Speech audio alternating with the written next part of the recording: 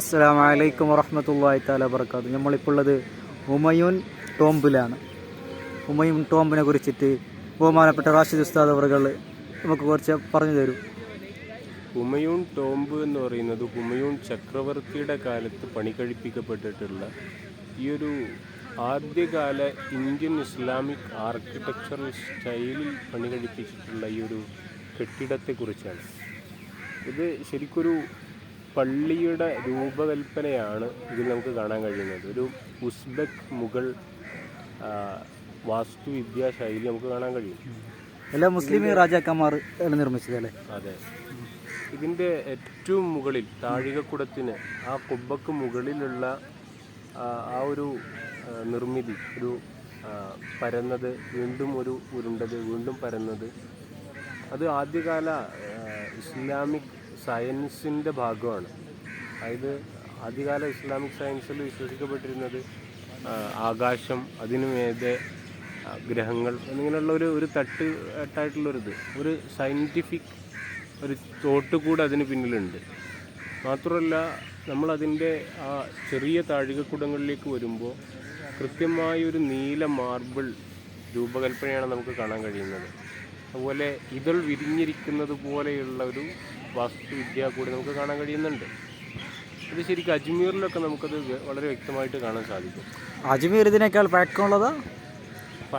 ഇത്ര പഴക്കം അജ്മീറിനുണ്ടാവില്ല. പക്ഷേ ഇവിടുത്തെ ഒരു വിഷയം എന്താണെന്ന് വെച്ചാൽ, ഇതൊക്കെ ആദ്യകാല ഇൻഡോൻ ഇസ്ലാമിക് ആർക്കിടെക്ചറൽ സ്റ്റൈലുകളാണ്. അതെ, ഇന്ത്യക്ക് അവർ അതിൻ്റെ ഒരു പ്രത്യേകത എന്താണെന്ന് വെച്ചാൽ ചെങ്കല്ലിലാണ് ഈ കാര്യങ്ങളൊക്കെ ചെയ്തിട്ടുള്ളതാണ്. കുറച്ചും കൂടി ഒരു കാലപ്പഴക്കം വരുമ്പോൾ വെണ്ണക്കല്ലിലേക്ക് അത് പൂർണ്ണമായി മാറുന്ന നമുക്ക് കാണാൻ കഴിയും. നമ്മുടെ ഈ ഇൻഡോ ഇസ്ലാമിക് ആർക്കിടെക്ചറൽ സ്റ്റൈല് തന്നെ ഒരു കുറച്ചുകൂടി കാലപ്പഴക്കം വരുന്ന കാലം മുന്നോട്ട് വരുമ്പോൾ അതൊരു വെണ്ണക്കല്ലിലേക്ക് തീരുന്നതായിട്ട് നമുക്ക് കാണാൻ കഴിയും.